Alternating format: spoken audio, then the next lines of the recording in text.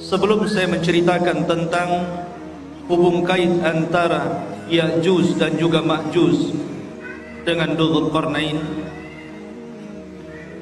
maka saya akan urut kisah ini berdasarkan Al-Quran yang terdapat dalam Suratul Kahfi. Namun sebelumnya saya ingin menjelaskan tentang siapa sebenarnya Raja Dzulqarnain itu. Kenapa disebut Dzulqarnain? Hidup di zaman siapa dia? Kemudian apa sepak terjangnya? Dan apa hubung kait beliau dengan Ya'juj dan juga Ma'juj? Ma'asyiral muslimin yang dimuliakan Allah Azza wa Jalla, kita tahu bahwa kalau kita menceritakan kisah-kisah dalam Al-Quran, maka akan dapat pelajaran yang bisa kita petik di dalamnya. Makanya Allah Subhanahu wa taala berfirman sendiri, laqad kana fi qisasihim ibratun liulil albab. Dan sungguh pada kisah-kisah yang diceritakan dalam Al-Quran itu ada pelajaran besar, khususnya kita yang memiliki akal yang sehat. Bahkan salah satu faidah kenapa Allah Subhanahu wa taala banyak mengkisahkan kisah-kisah dalam Al-Quran, berdasarkan firman Allah Azza wa Jalla, wa kullan naqussu 'alaika min amba'ir rusul ma nuthabbitu bihi fuadah. Dan begitulah kami kisahkan kepadamu ya Muhammad tentang habar-habar para utusan, tidak lain dan bukan hanya untuk menetapkan dan memberikan ketenangan kepada hatimu. Karena dengan kisah-kisah dalam Al-Quranul Karim banyak pelajaran yang diambil oleh Rasul sepanjang perjalanan dakwahnya, dan itu juga berlaku kepada kita umatnya. Ma'asyiral muslimin yang dimuliakan Allah Subhanahu wa taala, bicara tentang kisah Dzulqarnain dulu sebelum kita masuk kepada kisah Ya'juj dan Ma'juj. Kisah Dzulqarnain ini sebenarnya dikisahkan dalam Al-Quran karena ada sebab turunnya. Di zaman Nabi SAW, orang-orang musyrik itu berupaya untuk mencegah dakwah Rasul dengan berbagai macam upaya. Salah satunya dengan cara mencari orang yang cerdas, orang yang berilmu untuk meruntuhkan dakwah.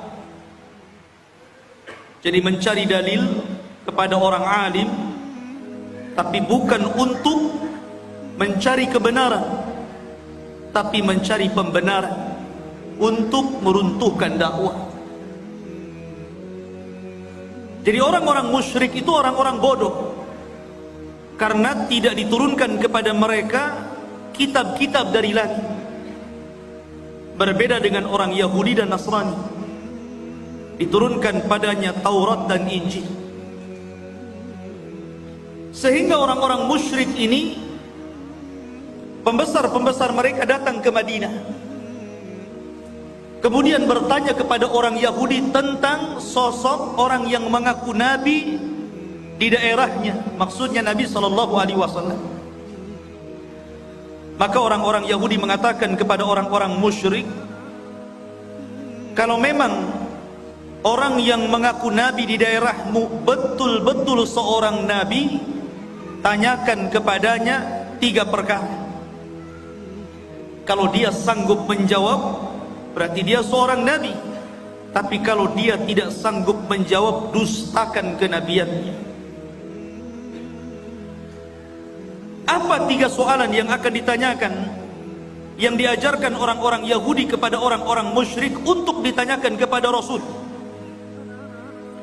Yang pertama, akhbirna an fityatin dhahabu fi dhahril awal qad kanat lahum qisatun ajibah. Tanyakan kepada orang yang ngaku nabi itu tentang beberapa anak muda di zaman awal-awal yang mereka memiliki kisah yang ajaib. Siapa anak-anak muda itu? Kemudian yang kedua, akhbirna an rajulin tawafan balagha masyariqal ardi wa magharibaha.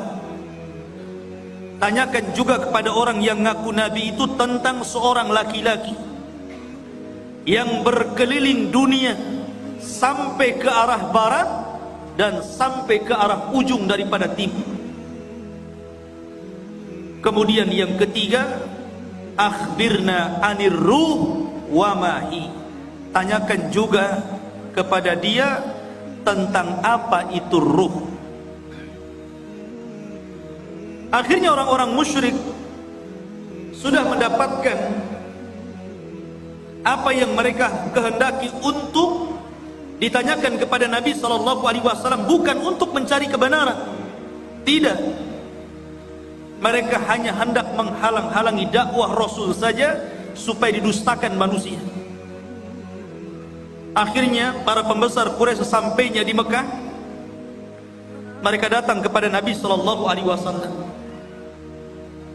Mereka mengatakan, ya Muhammad, sesungguhnya kami memiliki 3 soalan. Kalau engkau sanggup menjawab, maka engkau adalah seorang nabi, amanna bik, pasti kami akan beriman kepadamu. Tapi kalau engkau tidak sanggup menjawab, memang engkau ini nabi palsu, pendusta. Akhirnya Nabi SAW mengatakan, silahkan tanyakan saja.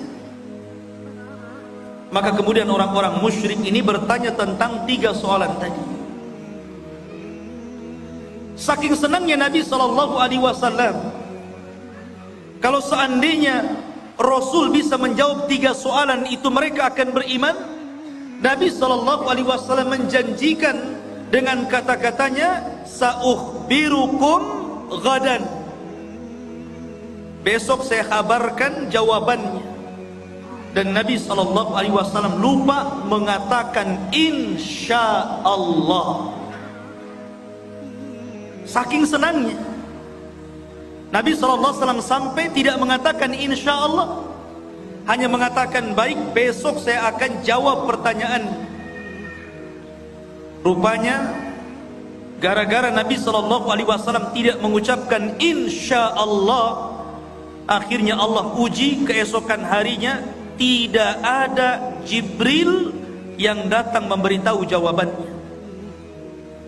1 hari, 2 hari, 5 hari, 10 hari, sampai 15 hari.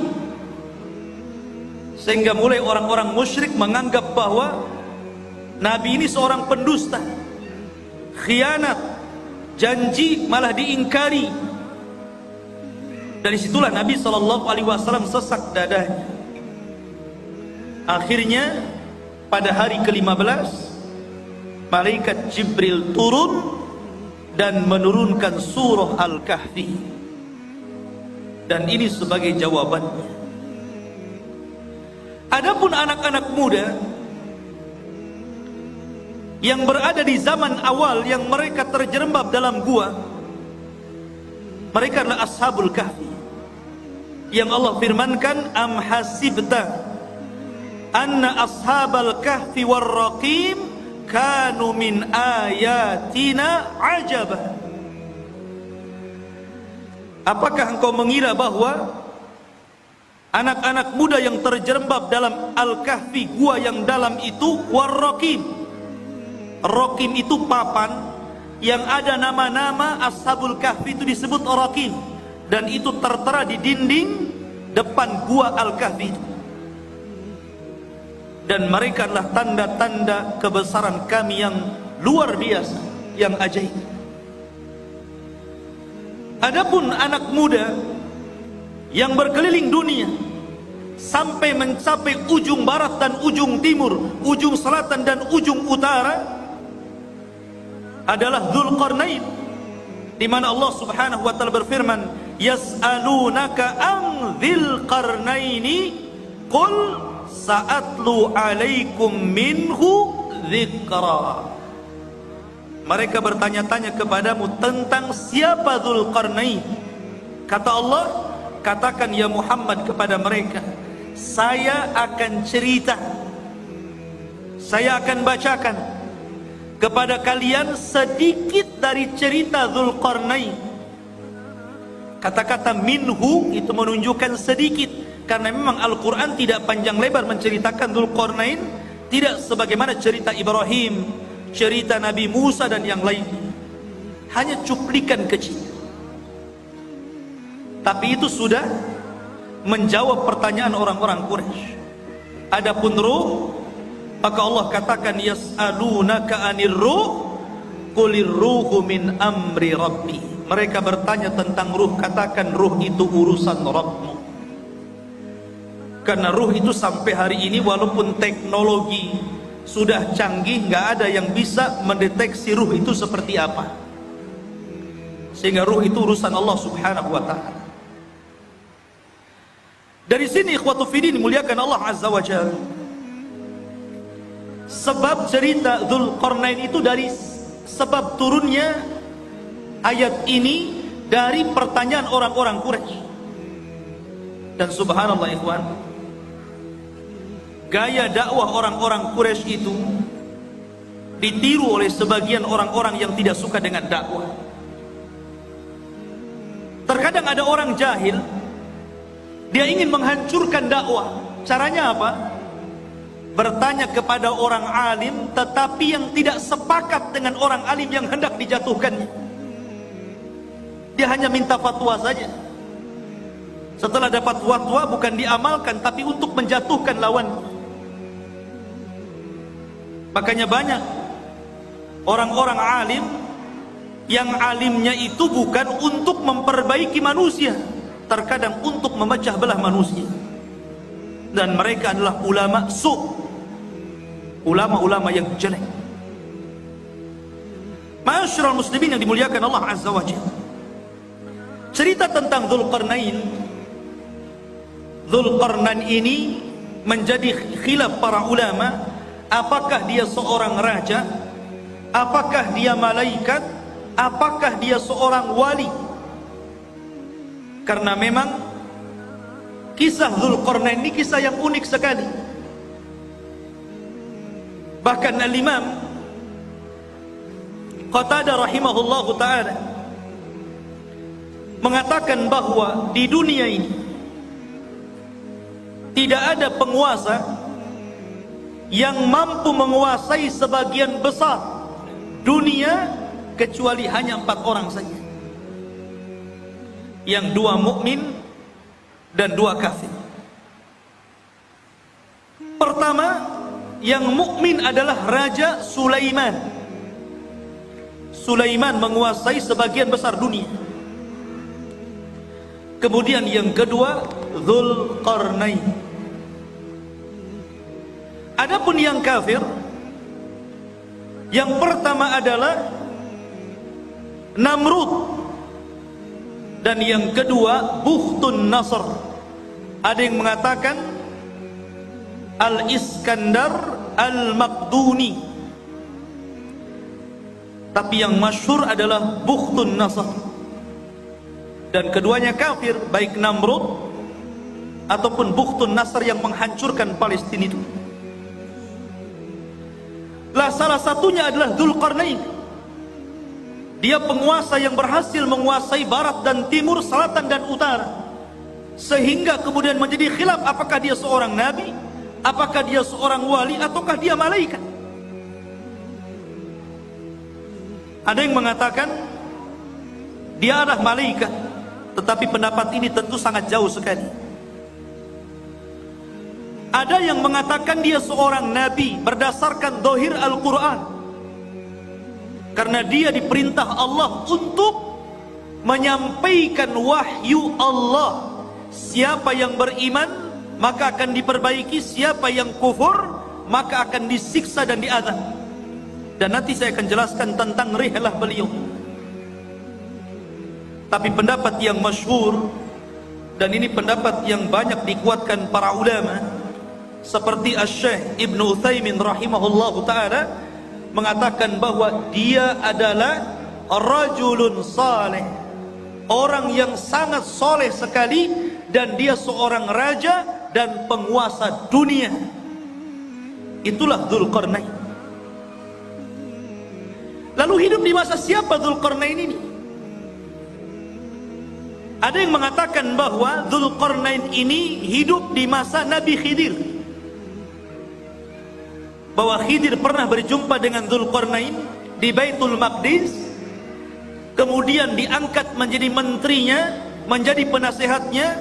Akhirnya Dzulqarnain pun keliling dunia bersama Khidir.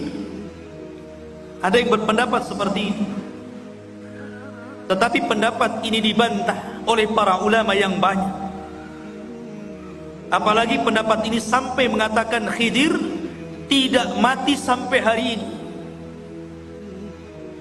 Kemudian yang kedua, dan ini yang dikuatkan para ulama, juga dikuatkan oleh Imam Ibnu Utsaimin rahimahullahu taala, bahwa Dzulqarnain itu hidup di masa Nabiullah Khalilur Rahman Ibrahim alaihi salatu wassalam. Jadi ia hidup di masa Nabiullah Ibrahim. Bahkan dia pernah tawaf bersama Ibrahim dan juga Ismail di Ka'bah. Bahkan dikatakan Ibrahimlah yang menjadikan Dzulqarnain ini masuk ke dalam agama tauhid. Yang dengan itu akhirnya Dzulqarnain berdakwah keliling dunia. Ini salah satu pendapat Al-Imam Ibnu Utsaimin rahimahullahu ta'ala dalam fatwa Nur ala Darbi, di mana Ibnu Utsaimin mengatakan huwa malikun salihun kana ala ahdil khalil Ibrahim. Dia adalah raja yang saleh, hidup di masa Nabiullah Ibrahim alaihi salatu wassalam, wa yuqalu annahu tafa ma'ahu bil baiti fallahu a'lam. Bahkan dikatakan dia pernah tawaf bersama Ibrahim di Baitullah, Allahu a'lam. Itu perkataan dari Imam Ibnu Utsaimin rahimahullahu taala. Ma'asyiral muslimin yang dimuliakan Allah azza wajalla. Baik, kenapa dia disebut Dzulqarnain? Dzu itu artinya pemilik, Qarnain itu dua tanduk. Kenapa disebut pemilik dua tanduk? Ada yang mengatakan bahwa kenapa raja tersebut digelari pemilik dua tanduk, atau dalam bahasa Arabnya Dzulqarnain. Pendapat yang pertama, karena dia memakai mahkota, dan dalam mahkotanya itu berbentuk dua tanduk. Jadi ada tanduk dalam mahkotanya dari kanan dan kiri, dari tembaga. Ada yang mengatakan disebut Dzulqarnain karena dia pernah dipukul sebelah kanannya, kemudian mati dan terluka. Kemudian Allah hidupkan kembali, kemudian dipukul lagi oleh kaumnya, kemudian mati, dan kemudian dihidupkan kembali. Ada yang berpendapat seperti itu, ya terima saja, namanya pendapat. Makanya disebut Dzulqarnain. Ada yang mengatakan karena bentuk kepalanya seperti dua tanduk, ada tanduknya di kepalanya. Dan tentu ini ba'id, sangat jauh. Dan pendapat yang terakhir inilah yang banyak dikuatkan para ulama. Disebut Dzulqarnain karena dia ketika berdakwah mengajak manusia ke dalam tauhid, maka dia berjalan ke arah barat sampai ujung terbenamnya. dan ke arah timur sampai tempat terbitnya. Dan tempat terbit serta tempat terbenamnya itu disebut qarnai syaitan, dua tanduk setan.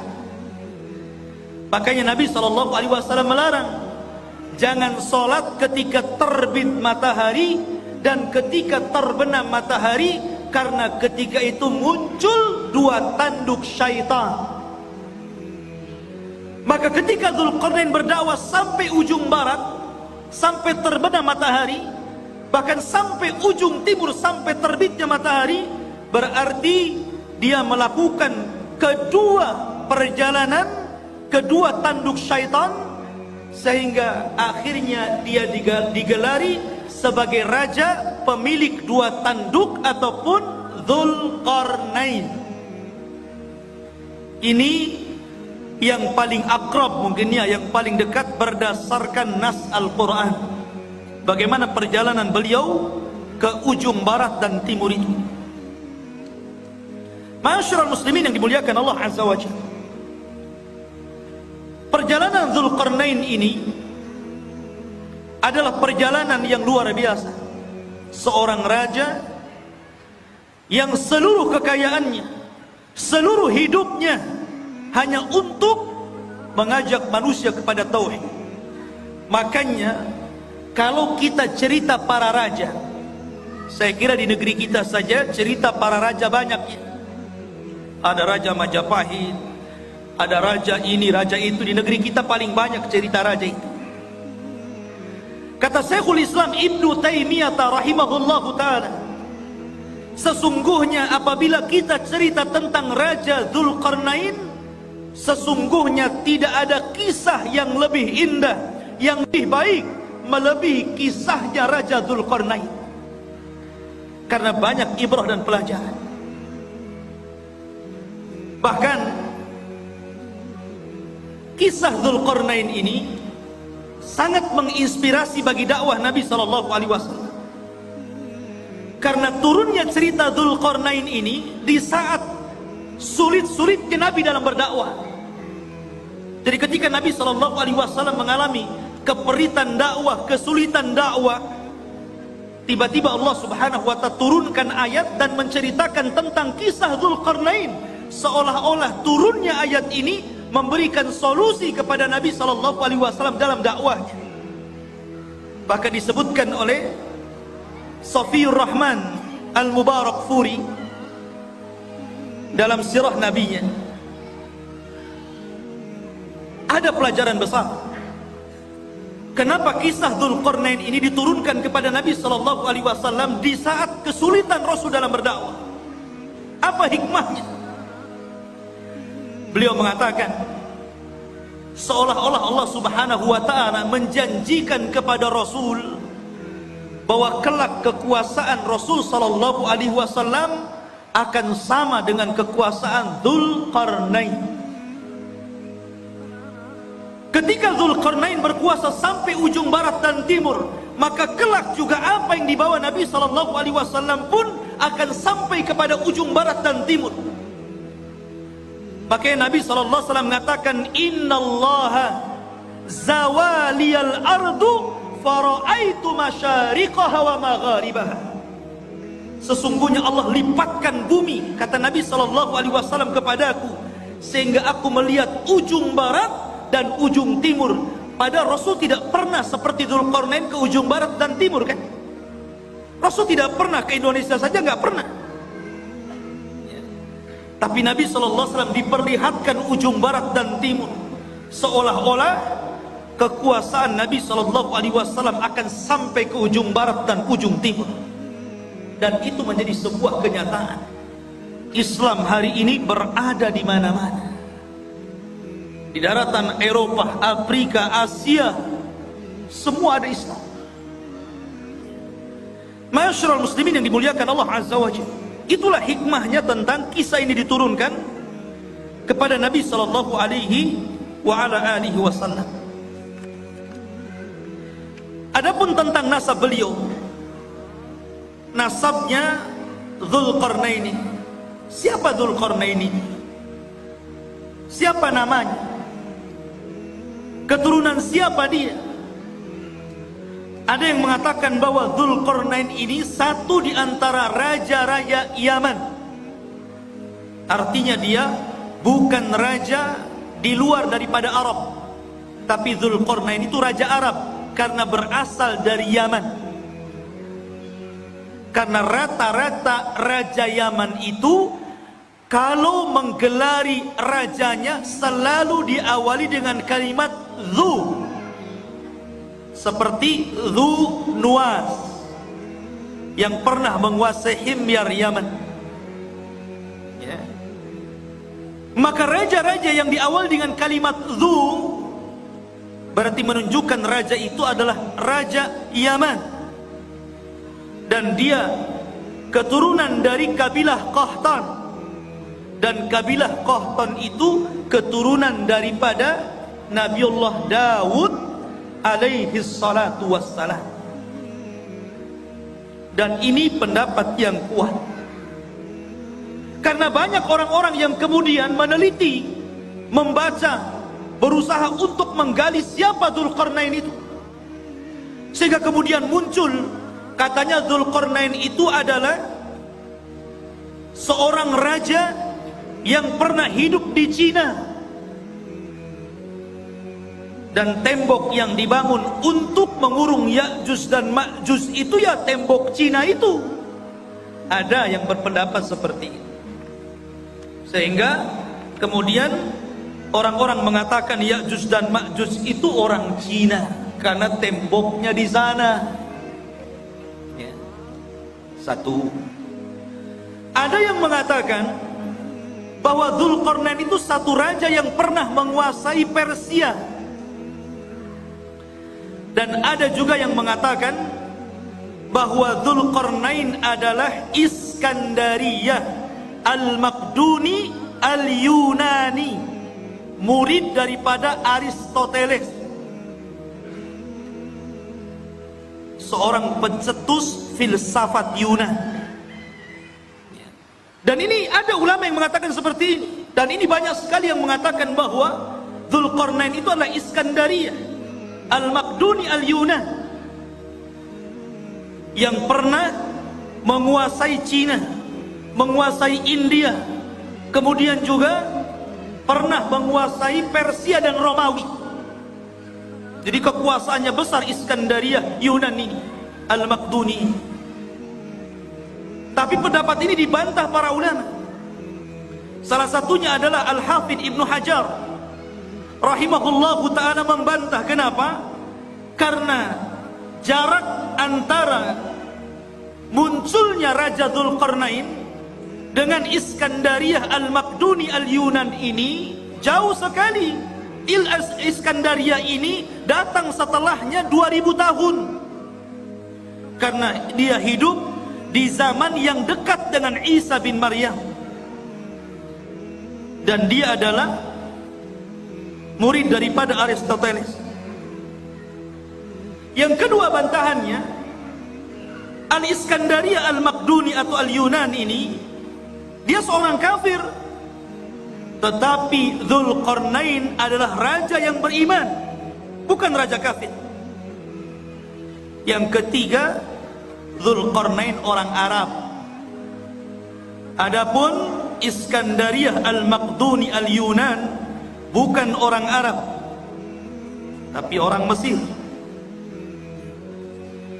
Dan inilah yang kemudian dikuatkan oleh Al-Hafidh Ibnu Hajar, Al-Hafidh Ibnu Katsir, dan juga Al-Imam Ibnu Taimiyah rahimahullahu ta'ala membantah pendapat bahwa Dzulqarnain itu adalah Raja Iskandariyah Al-Maqduni Al-Yunan, karena itu hidup di zaman mendekati Isa bin Maryam. Sementara pendapat yang kuat sebagaimana dikemukakan oleh Al-Imam Ibnu Utsaimin bahwa Dzulqarnain itu hidup di masa Ibrahim. Enggak ketemu. Dari sini Dzulqarnain Raja Iskandariyah lah. Tidak ada hubung kait antara Iskandariyah dengan Dzulqarnain. Ada sebuah asar dari turjumanul Quran Abdullah bin Abbas radhiyallahu an, walaupun asar ini fihi nazar, ada pandangan para ulama bahwa usia dakwah daripada Dzulqarnain itu 500 tahun, 500 am. 500 tahun dia berdakwah. Dan wajar karena usia zaman dulu kan panjang-panjang, lain dengan usia umat sekarang. Pakai di zaman itu pernah ada seorang wanita menangisi anaknya yang meninggal. Dia menangis di kuburan karena meninggal anak. Saking sayangnya kepada anaknya, dia menangis di kuburan. Akhirnya dikatakan kepada ibu tersebut, "Kenapa Anda menangis wahai ibu?" Maka ibu itu mengatakan, "Ya, aku baru saja kemalangan, anakku meninggal dunia. Baru saja anakku meninggal dunia dan aku sedih karena peninggalannya." Akhirnya kemudian ditanyakan, "Berapa usia anakmu yang meninggal itu?"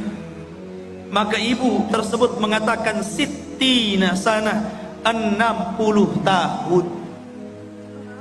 60 tahun masih bayi di zaman dulu. Kalau di zaman sekarang janggutnya sudah sampai usaha, dah kakek 60 tahun dah mau mati.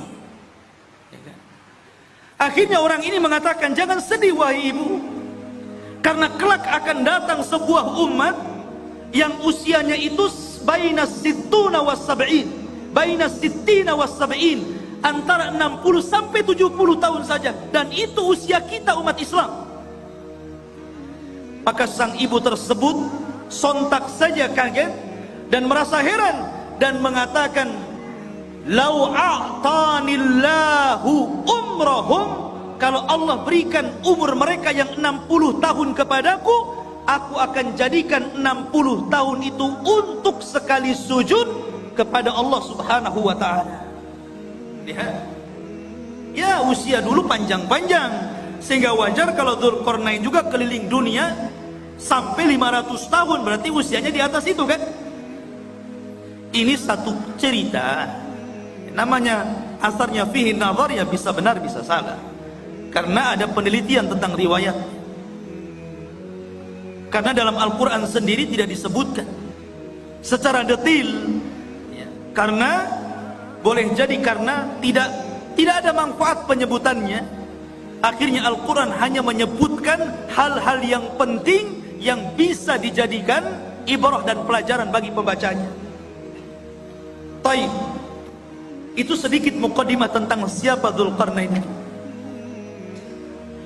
Di dalam Al-Quranul Karim, tepatnya surah Al-Kahfi, ayat yang ke-83, ayat yang ke-83 Allah katakan, "Yas'alunaka an dzil qarnaini." Mereka bertanya-tanya kepadamu ya Muhammad tentang siapa Dzulqarnain itu. Qul sa'atlu alaikum minhu dzikra. Katakan ya Muhammad, saya akan bacakan kepada kalian minhu, dari sedikit kisahnya saja. Dzikra, penyebutannya tidak banyak, hanya sedikit. Dan begitulah Allah Subhanahu wa ta'ala. Terkadang Allah Subhanahu wa ta'ala menyebutkan kisah-kisah para nabi. Ada yang panjang lebar, dari kecil, remaja, dewasa sampai tua dijelaskan. Seperti Ibrahim alaihi salatu wassalam, seperti Nabiullah Musa alaihi salatu wassalam, diceritakan dari kecil sampai tua. Ada yang diceritakan secara global saja. Salah satunya adalah kisah Dzulqarnain, hanya cuplikan saja. Tapi ada nabi-nabi yang kita kenal namanya, termasuk salah satu nabi daripada nabi-nabi 25 nabi dan rasul yang disebutkan nama dalam Al-Quran. 18 namanya terdapat dalam surah Al-An'am, dan lebihnya tersebar dalam beberapa surat, sehingga sempurna 25 nama nabi dan rasul. Itu pun tidak semua diceritakan. Seperti Dzulkifli, tidak ada ceritanya, hanya namanya saja disebut. Yasa, ada namanya disebut, tapi tidak ada ceritanya dalam Al-Quran. baik sedikit ataupun banyak. Dari sini menunjukkan bahwa Allah berfirman, Allah mengatakan, rusulan qad qasasnahum 'alaika min qablu wa rusulan lam naqsushum 'alaika wa kallamallahu Musa taklima. Dan ada rasul-rasul yang kami ceritakan kisahnya, tapi ada juga rasul-rasul yang kami tidak ceritakan kisahnya. Tapi kita wajib beriman adanya para rasul dan nabi itu. Ma'asyiral muslimin yang dimuliakan Allah Azza wa Jalla. Kemudian Allah mengatakan, inna makkanna lahu fil ardi wa atainahu min kulli syai'in sababa. Inna sesungguhnya sesungguhnya kami makanna lahu, sesungguhnya kami telah memberikan kekuasaan lahu kepada siapa? Dzulqarnain. Makan itu artinya kekuatan, kekuasaan, kehebatan untuk menjadi raja. Apa sebabnya? Sebabnya wa atainahu min kulli syai'in sababa. Dan kami telah memberikan kepada Dzulqarnain ini jalan untuk mencapai segala sesuatu yang dikehendakinya. Jadi kalau Sulaiman ingin membangun sesuatu, dia sudah punya para arsiteknya. Kalau dia ingin menyerbu sebuah kaum, sudah siap para tentara-tentaranya. Kalau dia ingin membuat pengairan, kalau di Batam mungkin kayak ATB gitu kan, sudah ada ahli airnya. Kalau ingin membuat jalan, sudah ada ahli jalannya. Kalau ingin membuat persenjataan, sudah ada ahli senjatanya.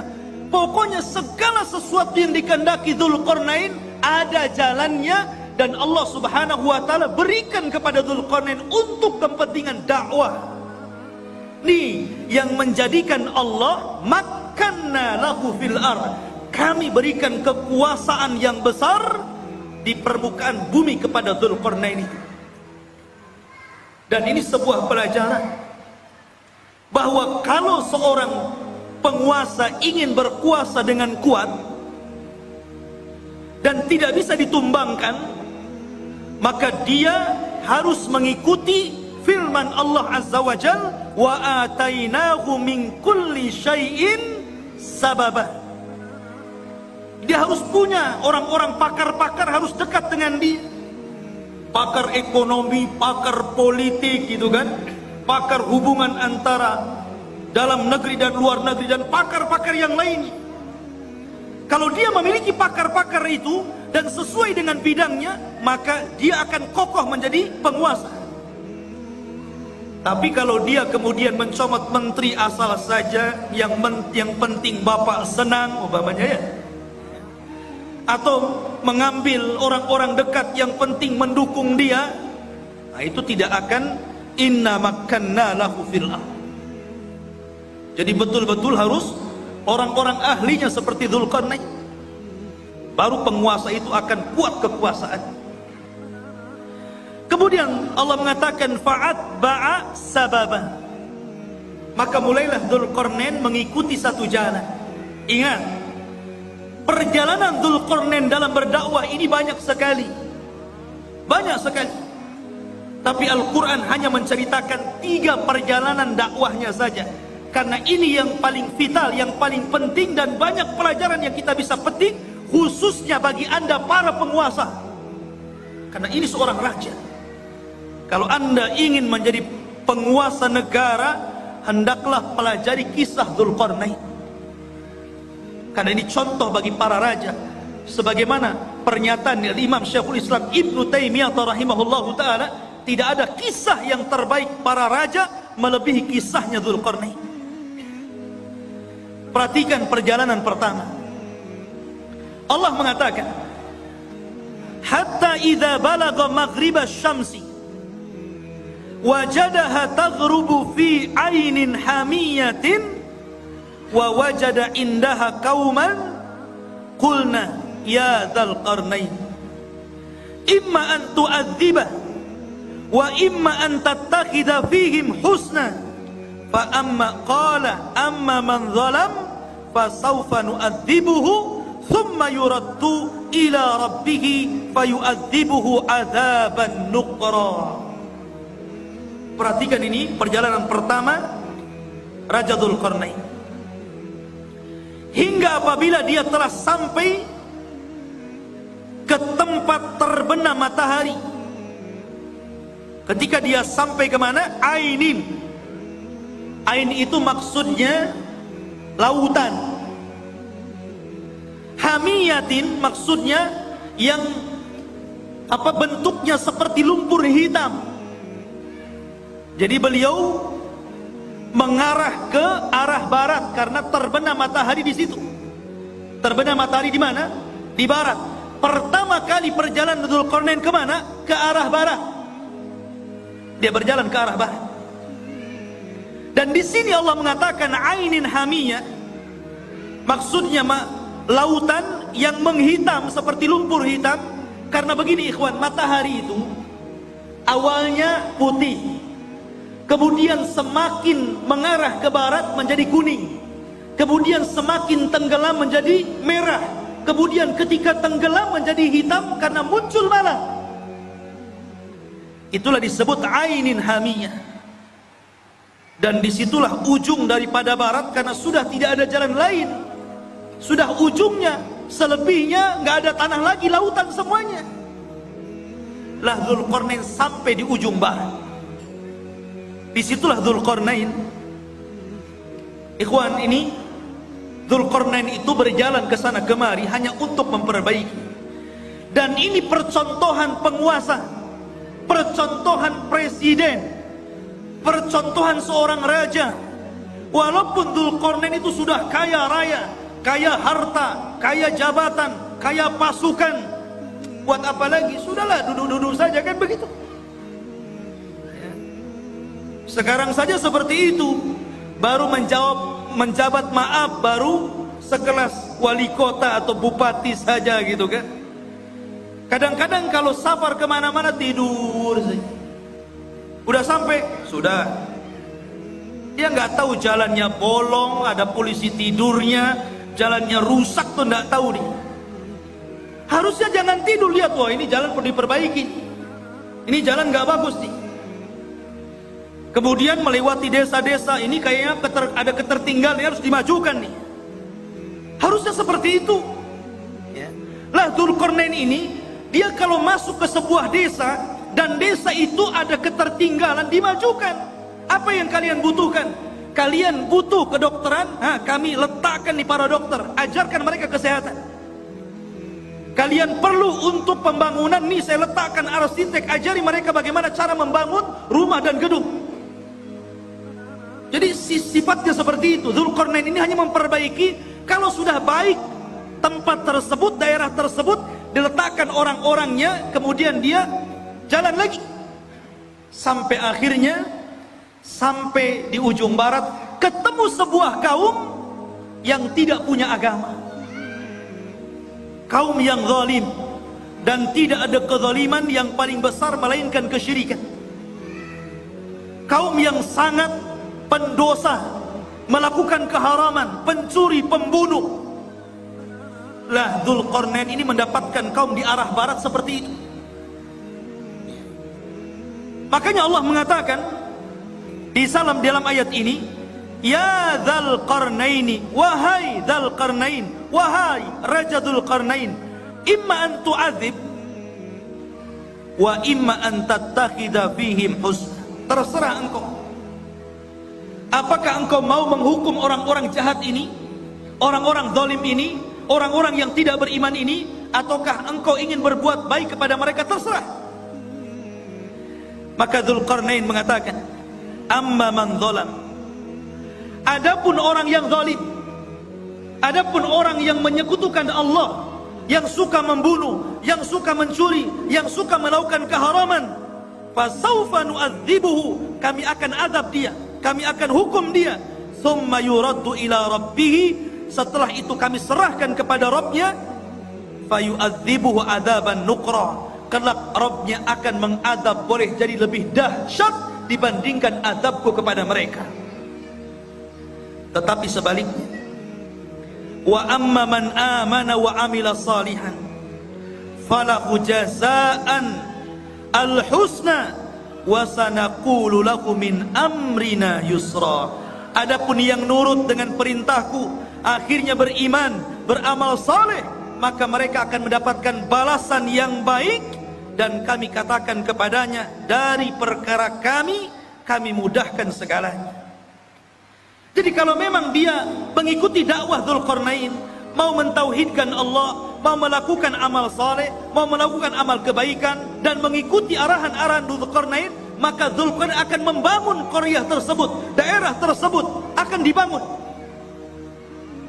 akan difasilitasi, akan dibangun dan ditebarkan pendidikan, dakwah, pembangunan dan yang lainnya. Itulah Dzulqarnain.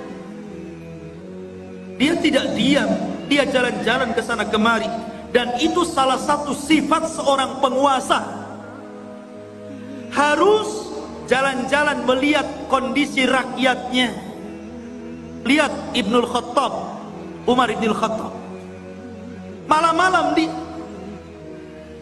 malam-malam keliling melihat rakyatnya, sehingga pelajaran karena dia suka jalan malam, melihat-lihat rakyatnya, baik yang senang ataupun yang susah, banyak melahirkan undang-undang, kebijakan-kebijakan, peraturan-peraturan yang kemudian sangat bermanfaat untuk rakyatnya. Hanya karena jalan-jalan terinspirasi akhirnya. Ya, seperti itu. Dan Umar kalau jalan-jalan melihat rakyatnya tidak bawa wartawan, tidak diliput. Besoknya keluar Umar jalan-jalan menyambangi kaum muslimin yang ada di sini, bagi-bagi sembako. Nggak ada. Umar tidak masuk media. Lain dengan penguasa sekarang ya. Masuk parit saja ada wartawan. Masyarul muslimin yang dimuliakan Allah Subhanahu wa taala. Begitulah seorang raja jalan ke sana kemari.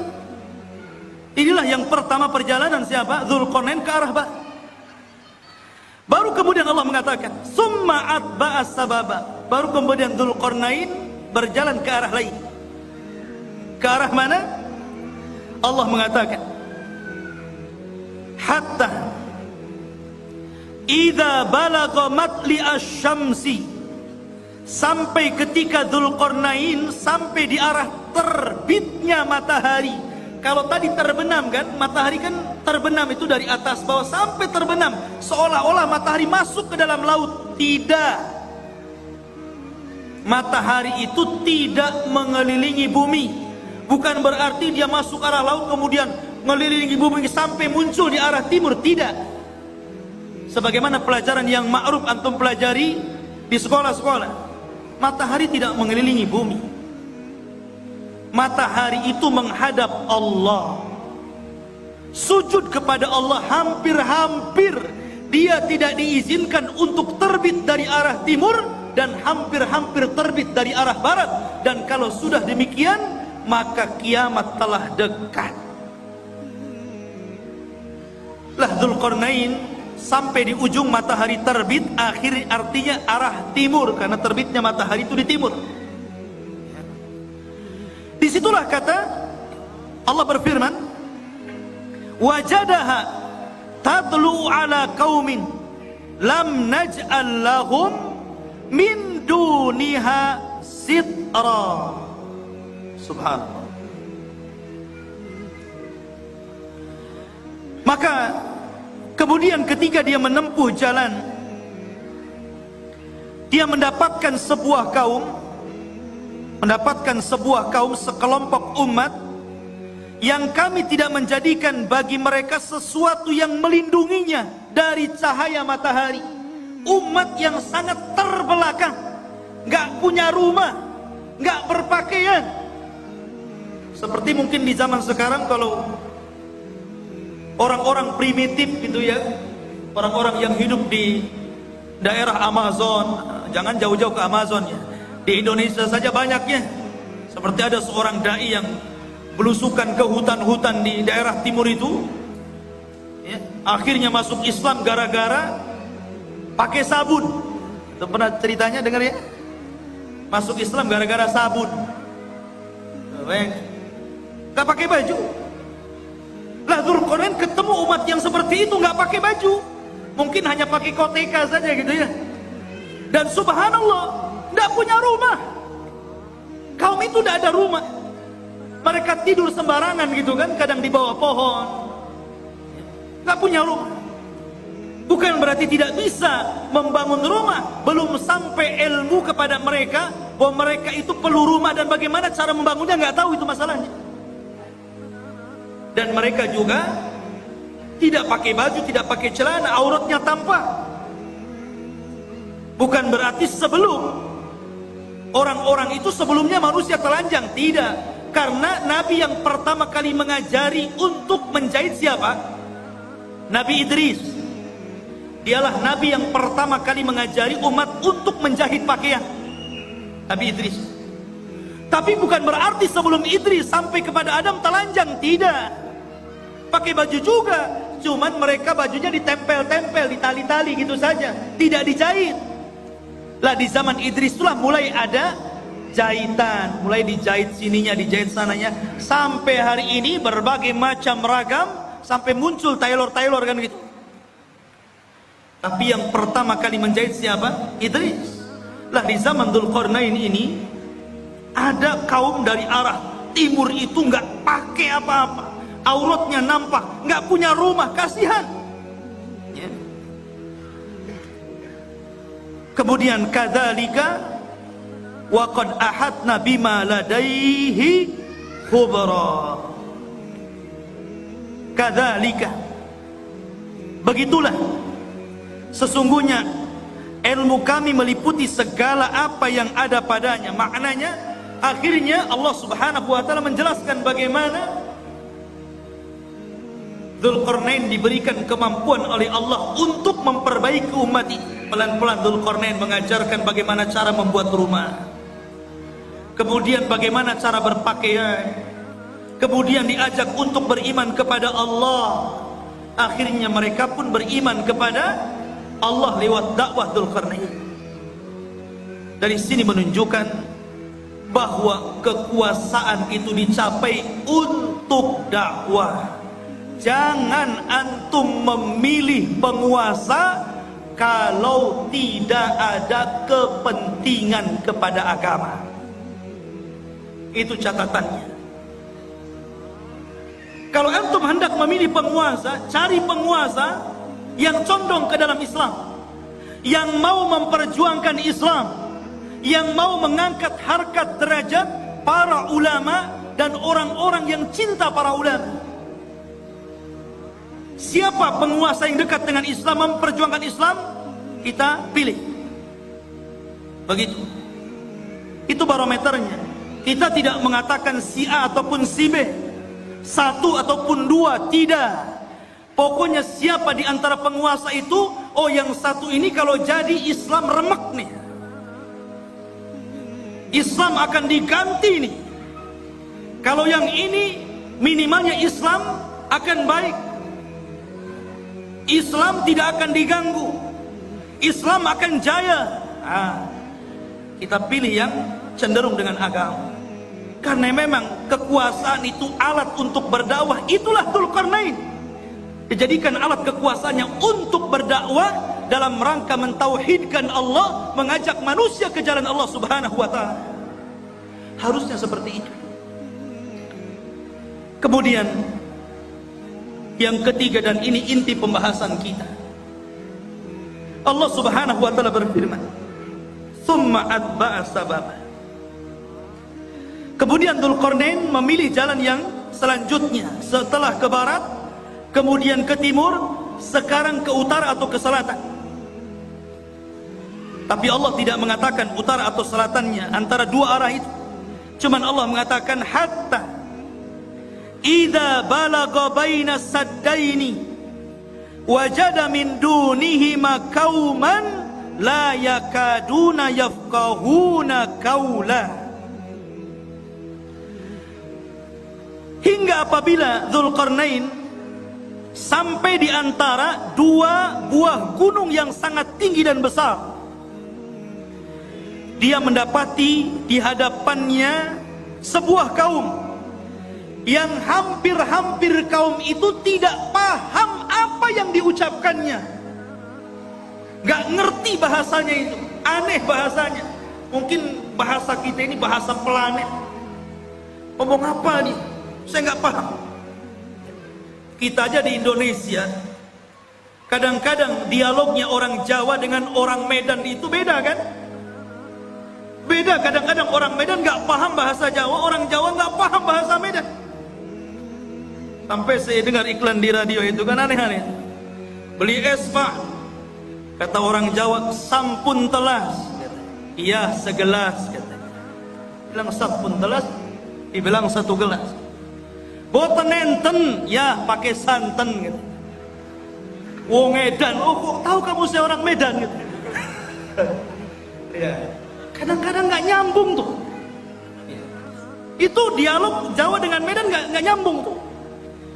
Sampai dijelaskan oleh Imam Ibnu Katsir dalam Bidayah wan Nihayah, sampai Dzulqarnain itu untuk memahami bahasa orang itu memerlukan 10 penerjemah.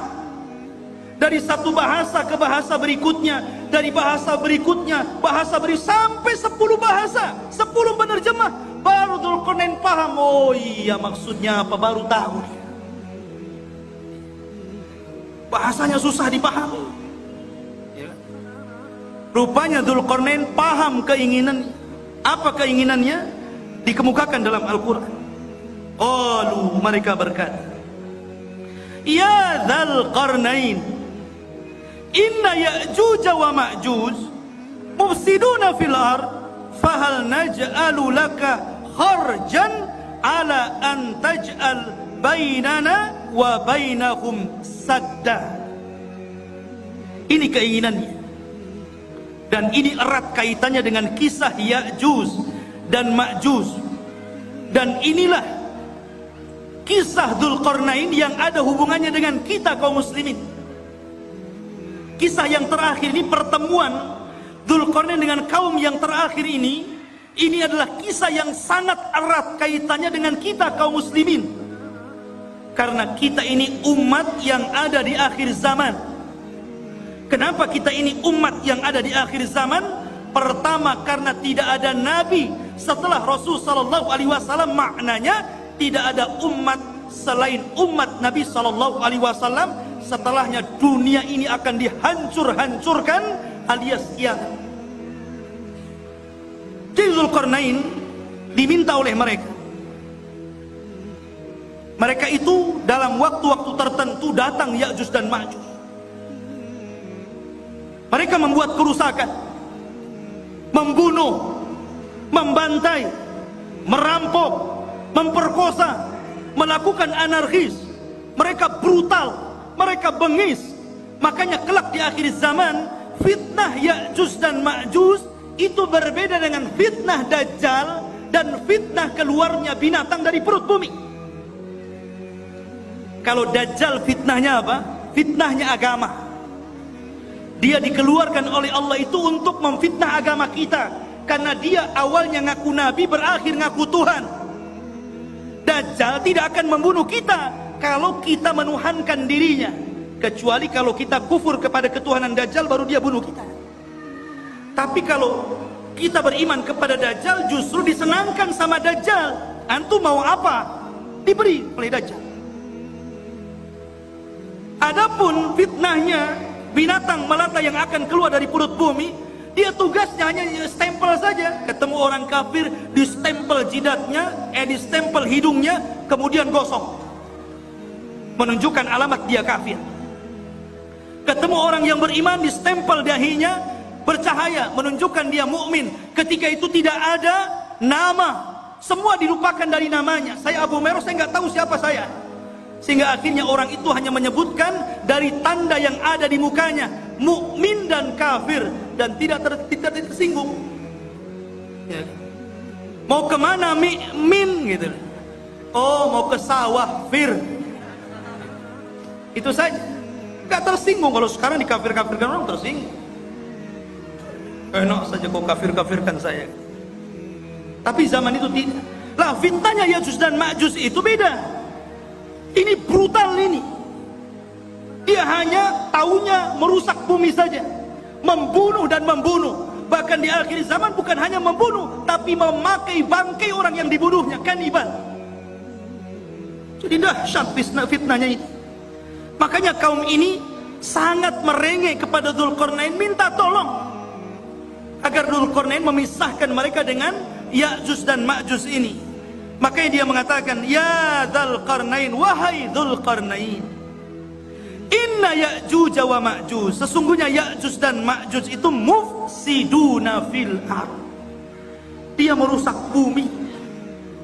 Kata para ulama mentafsirkan ketika memaknai apa yang dimaksud merusak di situ, ada yang mengatakan yang dimaksud merusak di situ adalah sebagaimana yang dikatakan Wahab ibn Munabbih, bahwa mereka yaf'aluna amala qaumi Lut.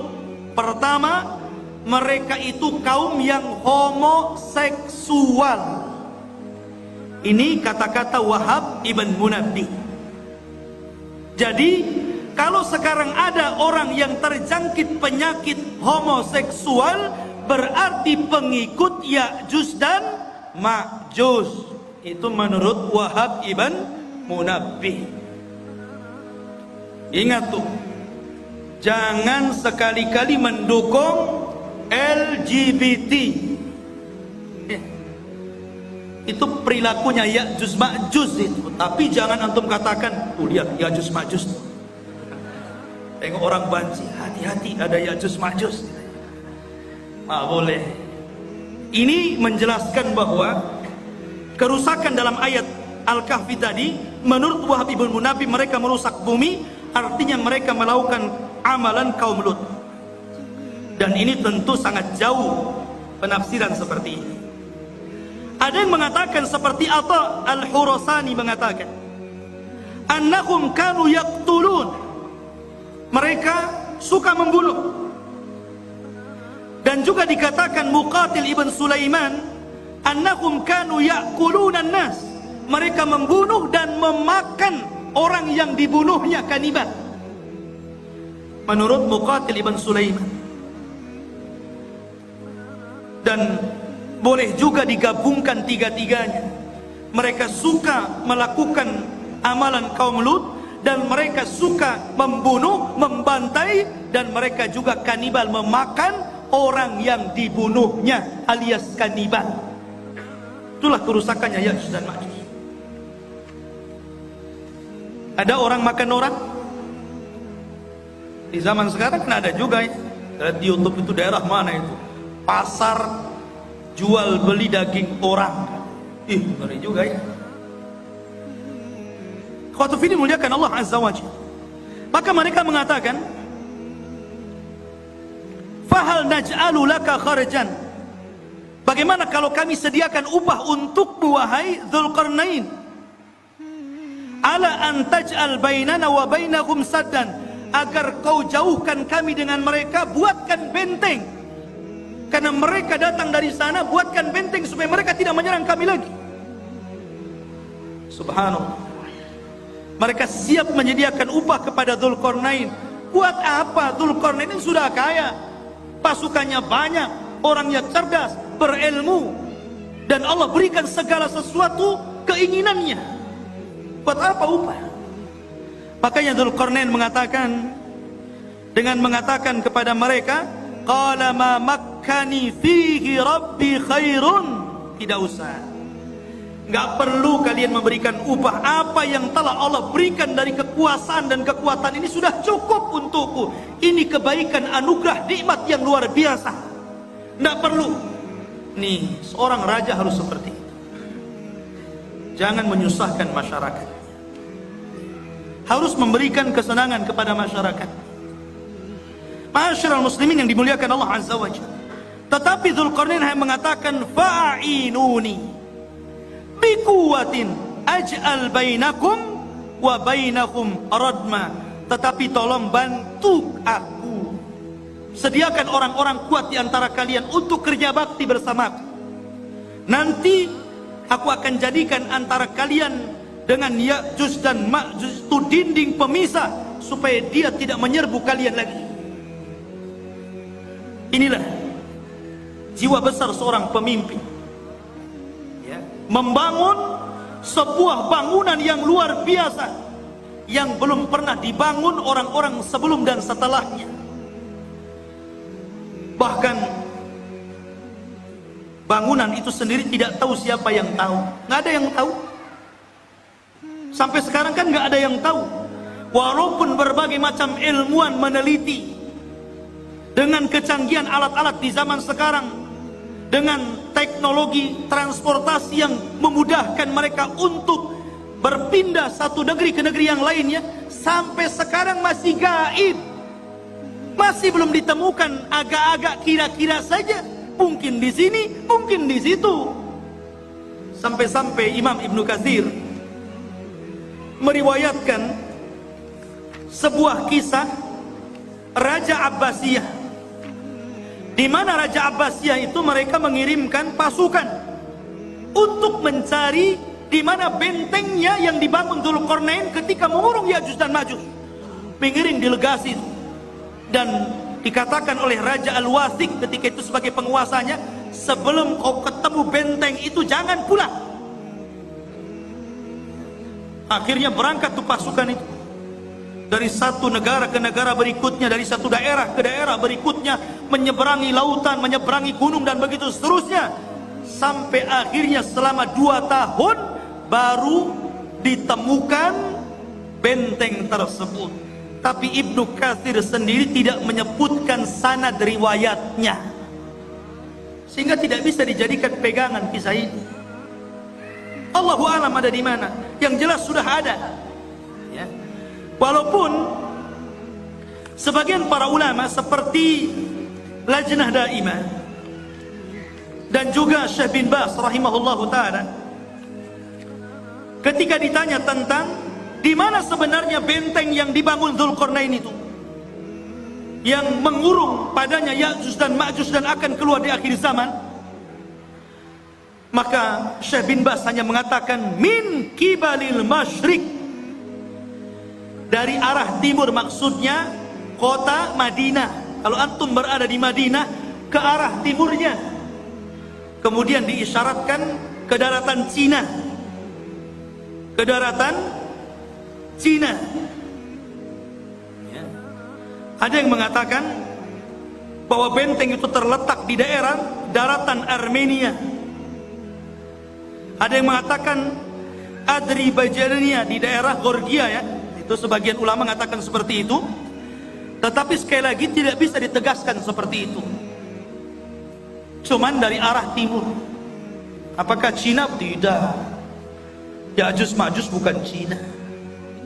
Walaupun ada sebagian orang yang melihat ciri-ciri daripada hadis Rasul, kok ciri-ciri itu melekat kepada orang-orang Asia. Orangnya pendek, mukanya bulat, matanya sipit. Jangan-jangan saya boleh? Bukan. Ya'juj dan Ma'juj itu belum keluar. Kalau Cina sudah keluar dari dulu, ya. Di mana-mana. Dia belum keluar. Dan dia di balik tembok, dan kelak akan dikeluarkan Allah di akhir zaman, bukan sekarang, di akhir zaman. Karena Ya'juj dan Ma'juj itu Allah keluarkan setelah Allah hancurkan bentengnya, itu ketika setelah Isa bin Maryam turun, itu pun pasca terbunuhnya Dajjal. Dajjal dibunuh dulu, baru setelah itu selang beberapa waktu Isa dan kaum muslimin diuji lagi oleh Allah, tiba-tiba runtuh daripada apa yang sudah dibangun Dzulqarnain, sadnya ini, bendungannya ini, bentengnya ini. Akhirnya dari situ min kulli hadabin yansilun, maka mereka keluar dari benteng itu seperti bah yang turun dari bukit, saking banyaknya gitu, keluar semuanya. Karena dalam riwayat Abdullah bin Umar radhiyallahu an, di antara mereka Ya'juj dan Ma'juj itu dikisahkan bahwa tidak mungkin mati seorang Ya'juj dan Ma'juj itu kecuali kalau seandainya mereka telah mendapatkan 1000 keturunan baru mati. Ya. Jadi kalau seandainya keturunannya sudah 1000 baru dia mati. Itu dalam sebuah azab. Makanya wajar kalau jumlah mereka banyak. Ketika Adam alaihi salatu wassalam dipanggil oleh Allah dan mengatakan, "Ya Adam, akhrij bi'thanna." Wahai Adam, keluarkan utusan-utusan neraka. Adam kaget, "Ya Rabb, wa ma bi'thun nar?" Apa utusan neraka itu? Maka Allah mengatakan, setiap 1000 penduduk neraka, keluarkan satu orang dan masukkan ke dalam surga. Artinya 999 masuk neraka dan 1 masuk surga. Ketika itu Allah mengatakan kepada Adam, 1 dari kalian dan 999 dari Ya'juj dan Ma'juj. Jadi jumlah mereka banyak. Jadi kalau antum mau perang dengan Ya'juj dan Ma'juj itu, 1 dari antum dikeroyok dengan 999 Ya'juj dan Ma'juj. Kira-kira menang atau keok tuh? Antum 10 orang saja mati antum. Apalagi 999 lawan 1 kan itu. Lain kalau antum lawannya pakai rudal. Kalau tangan kosong nggak mungkin antum. Tapi di zaman itu nggak ada rudal, nggak ada nuklir. Semua kembali kepada peralatan manual, pedang, panah, tombak, kuda, unta. Sehingga susah melawan mereka. Dan itulah apa yang disabdakan Rasul, akan muncul sebuah kaum yang tidak bisa engkau perangi. Makanya wahai Isa, selamatkan kamu dan selamatkan sebagian dari yang selamat dari kaum muslimin, bersembunyilah di bukit Tur. Akhirnya Isa pun menyembunyikan diri dan kaum muslimin di bukit Tur. Dzulqarnain ini akhirnya membuat benteng yang sangat kokoh sekali. Kemudian sifat bentengnya dijelaskan. Atuni zubural hadid hatta idza sawa baina as-sadafaini qala anfuhu hatta idza ja'alahu naran qala atuni ufrig alaihi qitra. Maka Dzulqarnain berkata, berikanlah kepadaku potongan-potongan besi, sehingga apabila besi itu telah sama rata dengan kedua puncak gunung, seolah-olah main las, kayak orang las gitu kan. Besi itu dibuat, ditancap-tancapkan, kemudian dilas satu dengan yang lainnya, sehingga menjadi sebuah benteng. Kemudian ketika tinggi besi itu sama dengan gunungnya, berkatalah Dzulqarnain, tiupkanlah api. Hingga apabila besi itu sudah menjadi merah seperti api, dia pun berkata, berikanlah kepadaku tembaga yang mendidih, agar kutuangkan ke atas besi panas tersebut. Kokoh sekali. Inilah dinding yang tidak bisa dijebol. Sampai Ya'juj dan Ma'juj sendiri gak bisa jebol dinding itu. Di zaman Nabi SAW, Rasul pernah mendengar sebuah gelegar suara yang menggelegar. Kata Safiyah, kata Nabi kepada Safiyah, wahai Safiyah, tahukah kamu suara apa ini? Kata Safiyah mengatakan, tidak tahu, Allah dan Rasulnya yang. Kata Nabi, itulah suara bentengnya Ya'juj dan Ma'juj. Dan dia berhasil melubangi. Kemudian Rasul menyebutkan seperti ini, dia sudah bisa melihat kita dari lubang seperti ini. Jadi Ya'juj dan Ma'juj itu sudah bisa melubangi seperti ini, kata Rasul, ngeker dari dalam. Nah, ini Abu Fulan, ini Abu Fulan, ya. Dikeker. Dan subhanallah, karena kokohnya benteng itu, Ya'juj Ma'juj itu setiap hari melubangi untuk keluar dari situ. Jadi kalau di pagi hari dia datang dengan kumpulan-kumpulan arsitek khusus yang lubangi gua itu dari kalangan Ya'juj dan Ma'juj, mereka ngebor tuh dengan alat yang mereka punya. Ketika sudah kecapean gitu kan, hampir mereka sedikit lagi, dan waktu sore mereka kemudian kembali ke rumahnya.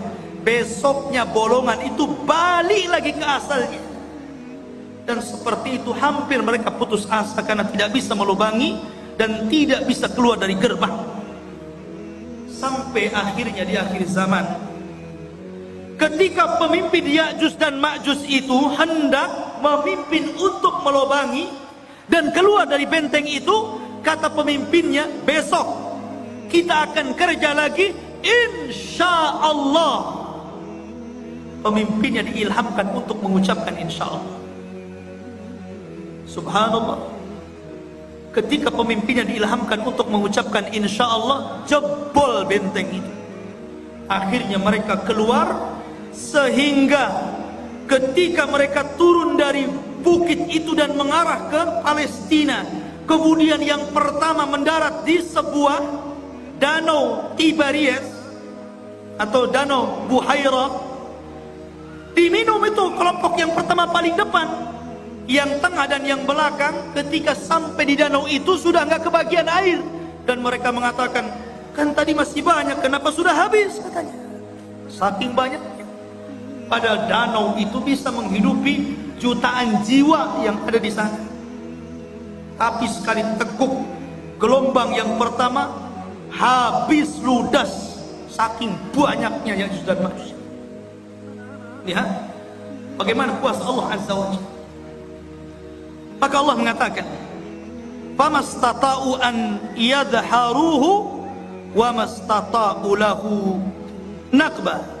Qala hadha rahmatun min rabbi fa idza jaa wa'du rabbi ja'alahu dakkan wa kana wa'du rabbi haqqan. Maka di sini Allah Subhanahu wa taala mengatakan, Zulkarnain berkata dalam ayat ini, famastata'u lahu an yadharuhu. Ya'juj dan Ma'juj itu tidak mungkin sanggup untuk menghancurkan benteng itu. Tidak sanggup,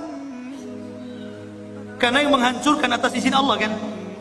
Jadi tidak ada yang sanggup kecuali Allah Azza wa Jalla, dan itu pun atas kehendak Allah Subhanahu wa taala. Makanya Zulkarnain mengatakan, hadza rahmatun min rabbi, ini semua karena rahmat Allah Subhanahu. Dengan kecerdasan Zulkarnain, kebesaran Zulkarnain, banyaknya pasukan yang dimiliki Zulkarnain, ilmu yang dikuasai Zulkarnain, tetap dia mengatakan ini rahmat dari Allah.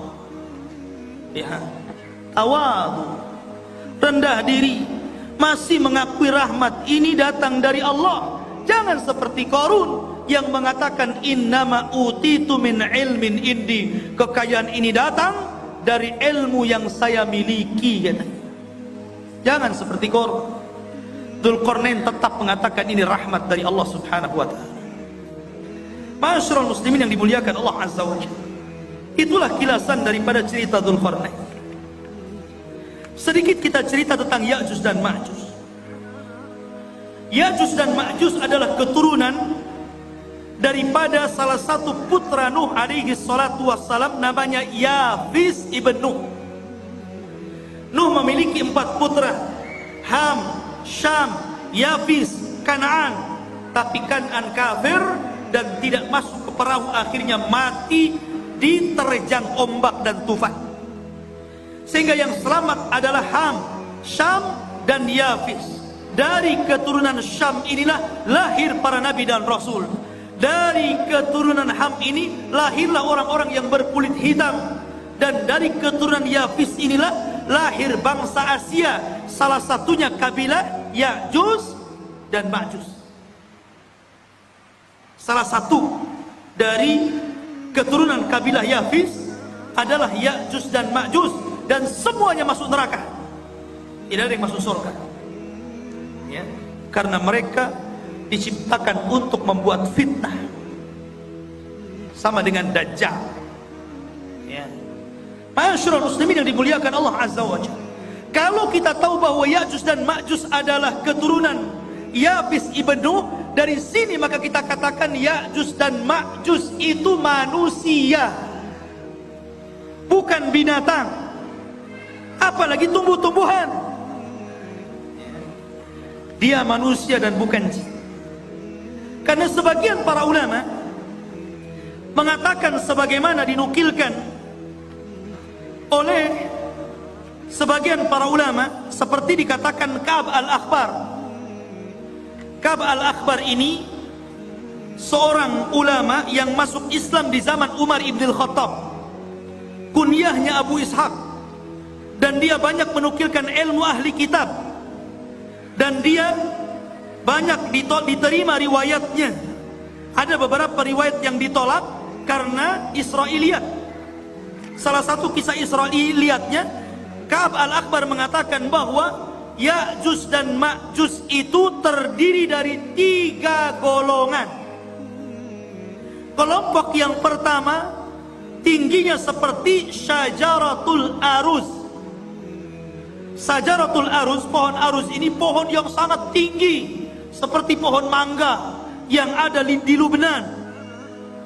Jadi Ya'juj dan Ma'juj itu raksasa karena tinggi, seperti pohon aruz katanya, yang ada di Lubnan, makruf setinggi pohon kelapa gitu. Jadi kalau muncul sekali nginjak kayak gempa, blok blok blok gitu. Itu satu golongan.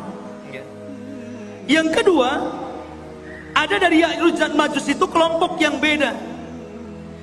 Dia memiliki tingginya 4 hasta dan lebarnya 4 hasta.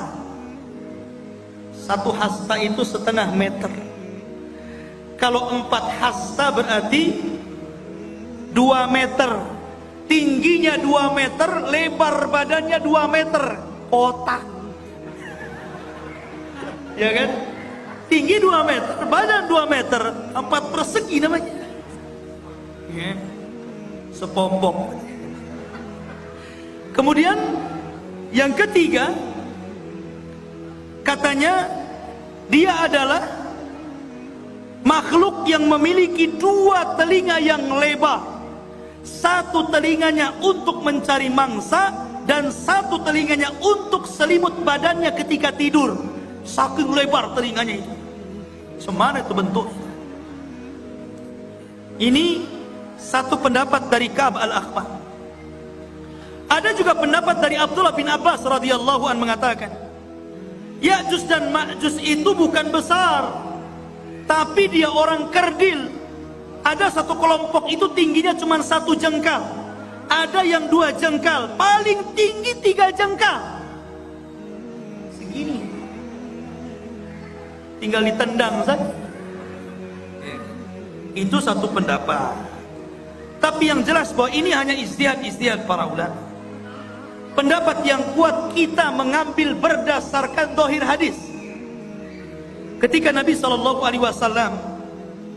menjelaskan tentang ciri-cirinya, bahwa dia adalah dzulful unub, pesek hidungnya, sigharul uyun, sipit matanya, kemudian wujuhuhum kal mijanil mutraqa, wajahnya seperti tameng bulat gitu kan.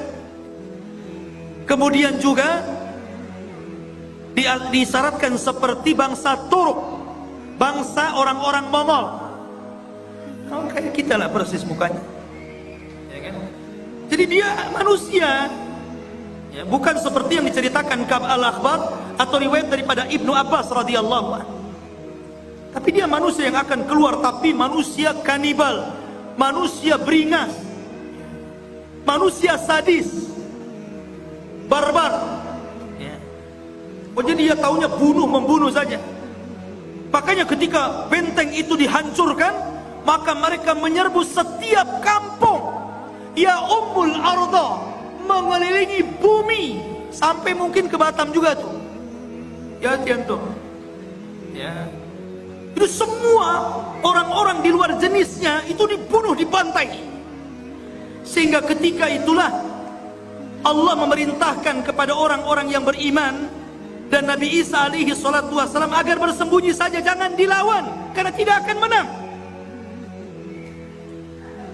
Sehingga ketika Ya'juj Ma'juj merasa mereka sudah membantai seluruh umat manusia yang ada di bumi, dan mereka merasa sudah yakin membantai semuanya, mereka pun sombong dan mereka mengatakan, qad qatalna man fil ard sanaqtuluhu man fis sama. Kami sudah membunuh orang yang ada di bumi, sekarang giliran kau yang ada di langit, sekarang ku bunuh kalian, katanya. Akhirnya mereka mengarahkan tombak dan panahnya ke langit. Kemudian dilesatkan tombak dan panahnya itu, subhanallah, merupakan sebuah tanda-tanda kebesaran Allah. Sekarang ikhwan, kalau antum lempar panah ke langit, sampai mana kekuatan antum melempar itu? Walaupun rudal sekalipun, sampai mana coba? Ada batasnya kan? Tapi oleh Allah sengaja disedot panah itu. Jadi panahnya itu terus disedot sengaja sampai ke dalam awan, sampai dah gak kelihatan lagi. Dari situ Allah kembalikan panah dan tombak, dan sengaja ujung-ujungnya seolah-olah dilumuri darah, seolah-olah orang yang di langit sudah mati. Akhirnya ketika panah dan tombak itu kembali ke bumi, yakin mereka sudah membunuh orang yang di langit dan orang yang di bumi. Lengkaplah kesombongan mereka. Dari situlah, karena kesombongan mereka lah, akhirnya Allah subhanahu wa ta'ala menghancurkan mereka. Dengan cara apa? Berperang? Tidak ada sanggup yang memerangi. Tapi Allah kalau menghancurkan sebuah kaum, bagi Allah itu mudah. Ketika Allah menghancurkan orang-orang yang hendak menghancurkan Ka'bah dari Abrahatul Asram dan pasukan gajahnya, cukup mengirim burung laut. Ketika Allah subhanahu wa ta'ala memberikan azab kepada orang-orang yang kufur, yang disebutkan dalam surah Al-Kahfi, pemilik dua kebun, yang kebun itu kayak sorga. Kalau masuk ke kebun itu bawa keranjang, tidak perlu dipetik, keluar, masuk kebun, keluar sudah penuh keranjangnya. Kayak sorga, kufur mereka. Akhirnya Allah mengadab kaum tersebut dengan cara apa? Mengutus tikus sebesar kucing. Ada tikus sebesar kucing? Ada. Tikus Jakarta. Bukan, antum jangan kotor otaknya. Tikus-tikus got itu kan gede itu ya. Antum tahu tikus got itu kalau ketemu kucing-kucingnya yang lari ya.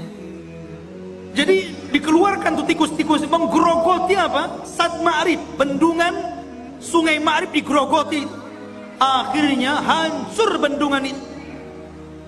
Kemudian airnya meluluhlantakkan sebuah negeri yang sangat subur, negeri Sabah itu. Dan tidak ditanami kecuali sedikit. Akhirnya semuanya menjadi rata, dan tidak ada yang tersisa tumbuhan kecuali hanya pohon bidara, sidrin, dan beberapa pohon yang tidak ada manfaat. Begitu juga ketika Allah menghancurkan Ya'juj dan Ma'juj. Apa yang Allah kirim? Allah tidak kirim buaya, baik buaya laut atau buaya darat.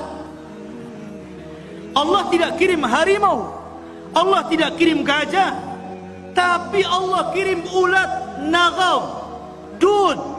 Itu yang dikirim. Ketika Ya'juj dan Ma'juj tertidur di malam hari, rupanya Allah kirim ulat, kemudian masuk ke dalam tengkuknya. Ketika ulat itu masuk ke dalam tengkuknya dan menjadi virus dalam badannya, tiba-tiba satu Ya'juj dan Ma'juj mati dan meninggal dunia, seperti antum mematikan gardu listrik, satu mati semuanya. Bayangkan.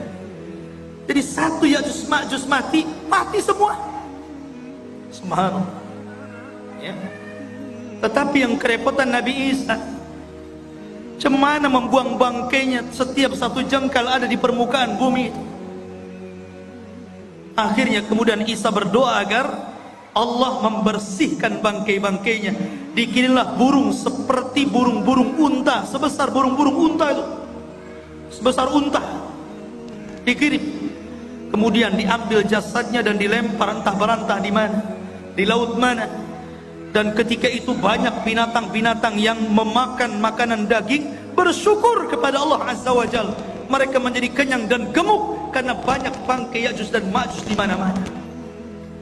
Akhirnya setelah dibuang oleh burung-burung tersebut, Allah menurunkan hujan karena barakah doanya Nabi Isa. Dengan hujan itu akhirnya mengguyur langit, bumi yang kotor dengan bangkai, sisa-sisa bangkai darah dan nanahnya, dan dibuang ke lautan.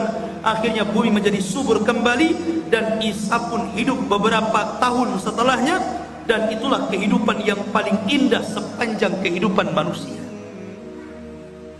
Ini diantara cerita The King Zulkarnain, Ya'juj dan Ma'juj.